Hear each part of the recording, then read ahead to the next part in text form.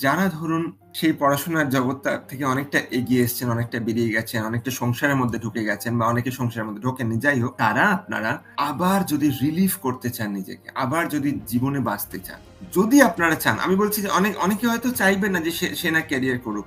তার জন্য দরকার নেই। বিকজ যে সে হয়তো সংসারে আছে কিন্তু সে সবকিছু পাচ্ছে, সে প্রাচুর্য পাচ্ছে, সে টাকা পয়সা পাচ্ছে, সে বেড়াতে যেতে পারছে, ঘুরতে যেতে পারছে, জামা-কাপড় পাচ্ছে, খেতে পাচ্ছে, সবকিছু পাচ্ছে।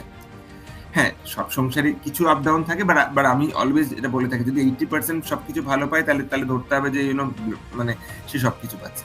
কিন্তু যারা ওই রিভার্স যে তারা হয়তো 5% বা 10% পাচ্ছে, কিন্তু সেই 80% টা পাচ্ছে না।